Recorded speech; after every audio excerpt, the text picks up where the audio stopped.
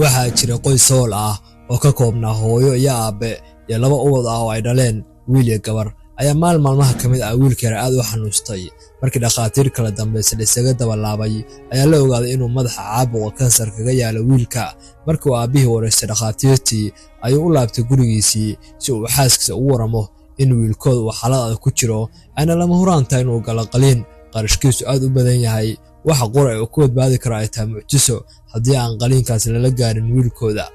gabadhooda yari markay hadalka waalidka dhagaha ay u raacinaysay intay qolkeedii gashay ay ka heshay shandadeedii yareed ee caruurnimo $1 intay soo qaaday $1 ayay farmasi ugu dhawaa la aaday waxayna sugtay inta uu dhakhtar ku soo jeesanayo oo nin iyada ka horeeyay ayuu cabaar la hadlayay markii ay sheekadii ku dheeraatay ee ay sugi kari weeday ayay si carar la $1 intay miiska u saartay waxay kor ugu qaylisay oo ay ku tiri iga iibi mucjiso farmasilihi ayaa ku yiri miyaadan arkayn inaan ku mashquulsanahay sheekada walaalkay oo aan guyaal badan arag markaasuu ka sii dabageeyay oo ayaa ku yiri adeer anigu mucjiso ayaan iibiyaa markaasuu ninkii kale ee walaalkii ahaa si degan ugu yiri maxay tahay adeer mucjisada aad doonayso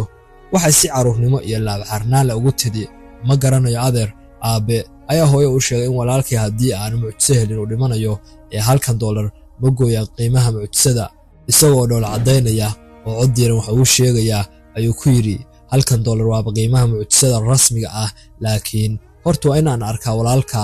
ninkaasina waxa uu ahaa Dr. Carleton oo ahaa dhakhtar takhasus weyn ku ah qaliinka neerfaha iyo madaxa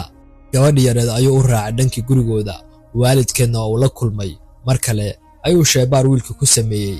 markaasuu yiri aniga ayaa wiilka yar isbitaalka qaliin ugu sameynaya wayna dhacday oo qaliinkii wiilka waa uu ku sameeyay waa uu ku guuleystay waxa kaliya uu qarshahan ugu qaatayna waa $1 ay gabadha yar siisay markaasuu ka laalaadiyay $1 darbiga isbitaalkiisa oo uu ku hoos qoray $1 waa qiimaha mucjisada